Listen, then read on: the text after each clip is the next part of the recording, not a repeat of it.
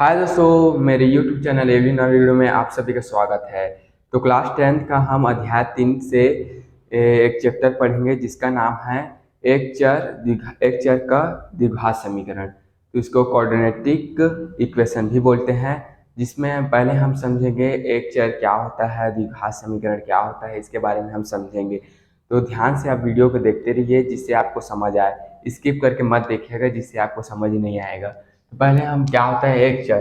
तो पहले चर क्या होता है इसको हम बताता हूँ मैं आप सभी को। चर पिछली वीडियो में भी बताया था, इस वीडियो में भी बताता हूँ। चर जैसे हम 2 वेरिएबल लेते हैं, x y z a b, ऐसे कुछ भी हम वेरिएबल लेते हैं जिसको हम स्थान में संख्या, इसको संख्या अक्षर भी बोलते हैं। इस चर को संख्या अक्षर भी बोलते हैं, जिसके स्थान में हम कुछ वैल्यू रखकर, वैल्यू मतलब मान, कुछ भी मान रखकर मान ज्ञात करते हैं, उसे ही हम बोलते हैं चर। तो इसमें क्या रहेगा, पहले वाले जो चैप्टर में हम पढ़े थे कि दो चरों का रैखिक समीकरण, तो उसमें दो चर थे एक्स प्लस वाई, ऐसे दो चर थे, उसका रैखिक समीकरण। तो पहले तो हम बहुपद के बारे में जानेंगे। तो बहुपद किसको बोलते हैं, जैसे उसमें इजिकल टू जीरो नहीं रहता है, जैसे इसमें पद रहते हैं x square plus B x plus C, ऐसे पद रहते हैं, एक पद दो पद तीन पद, उसमें इजिकल टू वो समीकरण के तौर पे नहीं रहता, वो पद के तौर पे रहता है, एक पद दो पद तीन पद। इसको सॉल्व करते थे, इसको हम क्या बोलते हैं, बहुपद। इसमें बहुत सारे पद हैं, ठीक है। अब इसको क्या बोलते हैं, चर। और चर में पिछली पिछली क्लास में हमने पढ़ा था कि दो चरों का रैखिक समीकरण। तो रैखिक क्या होता है, द्विघात क्या होता है, त्रिघात क्या होता है, इसके बारे में बताता हूँ। तो रैखिक किसको बोलते हैं, जैसे ये समीकरण है x plus y equal to zero, दो चरों का रैखिक समीकरण है। इसी को दो चरों का रैखिक समीकरण बोलते हैं। क्यों बोलते हैं, क्योंकि इसके घात में एक है। तो जिसके घात में एक रहता है और चर रहता है उसको बोलते हैं रैखिक समीकरण। इसको हम बोलेंगे रैखिक समीकरण, ठीक है। ये इस चैप्टर का इंट्रो वीडियो रहेगा जिसको आप ध्यान से समझिए।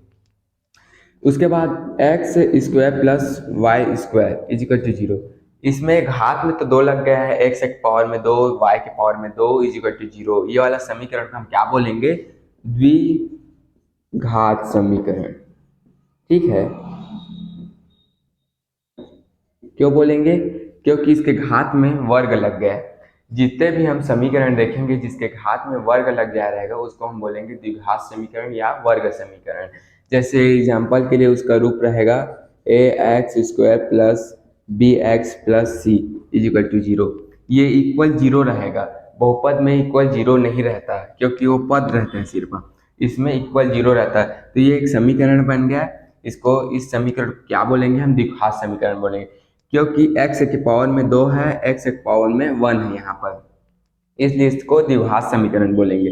तो द्विघात समीकरण में एक तो नोट करने वाली बात है, आपको याद रहना है, a is equal to not a zero, मतलब a कभी जीरो नहीं हो सकता, क्योंकि a में जीरो रख देंगे तो x is equal to b x plus c is equal to zero, तो ये जीरो हो जाएगा, plus B x plus c is equal to zero. तो इसमें जो x के घात में दो है वो तो हट गया, तो इसमें क्या हो गया, x के घात एक, तो इसको ये रैखिक समीकरण बन जाएगा। इसलिए a is equal to not a zero, समीकरण के रूप में जो भी क्वेश्चन दिया रहेगा उसमें a कभी जीरो नहीं रहेगा, ठीक है। द्विघात समीकरण, इसी को हम वर्ग समीकरण भी बोलते हैं, क्योंकि इसके घात में वर्ग रहता है, इसके पावर में वर्ग रहता है, इसलिए वर्ग समीकरण भी बोलते हैं। उसके बाद इसमें क्या होता है, जैसे इसके पावर हमेशा पूर्ण वर्ग रहेगी। जैसे इसको हम ए एक्स की पावर दो प्लस, नहीं ऐसे लिख देता हूँ, बी एक्स की पावर दो हाफ और ए एक्स स्क्वायर प्लस सी इक्वल जीरो, ये वर्ग समीकरण है तो नहीं। क्यों नहीं है, क्योंकि इसके पावर में ये पूर्ण संख्या नहीं है, आधा ही है। इसके में पावर में ऐसे पूर्ण संख्या नहीं रहेगा। और जैसे ये समीकरण है तो इसके कोई भी पावर में हाफ संख्या रहेगा, एक्स के पावर में हाफ घात रहेगा या करनी रहेगा। करनी का मान क्या होता है, हाफ, तो हाफ या करनी रहेगा एक्स के पावर में, तो पूर्ण घात नहीं है, इसलिए उसको हम द्विघात समीकरण या वर्ग समीकरण नहीं बोलेंगे। हम वर्ग समीकरण या द्विघात समीकरण किसको बोलेंगे? जिसके का पावर में x एक पावर 2 या x एक पावर 1 रहेगा, उसके बाद x एक पावर 2 x एक पावर 1, ये हाफ रहेगा तो ये वर्ग समीकरण नहीं है, ये पूर्ण रहना चाहिए एक ऐसे। इसको हम क्या बोलेंगे? वर्ग समीकरण। इसको हम वर्ग समीकरण नहीं बोलेंगे, ठीक है, आप नोट कर लेना। जो पूर्ण संख्या रहती है घात में उसी को हम वर्ग समीकरण बोलते हैं। जो पूर्ण संख्या नहीं होती, जैसे x एक पावर में रूट रहेगा या x एक पावर में हाफ रहेगा, 1/2 संख्या रहेगा, तो उसको हम वर्ग समीकरण नहीं बोलेंगे, उसको द्विघात समीकरण नहीं बोलेंगे। आप समझ चुके होंगे कि एक चर का द्विघात समीकरण, इसमें हमें क्या रहेगा? x और y वेरिएबल नहीं दिया जाएगा, हमें जो भी संख्या दिया जाएगा x बस दिया जाएगा, x² = 0, ये समीकरण दिए जाएंगे। इसको हम क्या बोलेंगे? एक चर का द्विघात समीकरण, जिसमें चर यानी होता है वेरिएबल, जिसका हम मान ज्ञात करते हैं। जैसे कैसे? x² + x = 0 ऐसे दिया है, इसमें हमें x का मान ज्ञात करना है, ठीक है। तो x का मान कुछ भी दिया रहेगा हमको, x = 1, तो ये 0 के इक्वल आना चाहिए।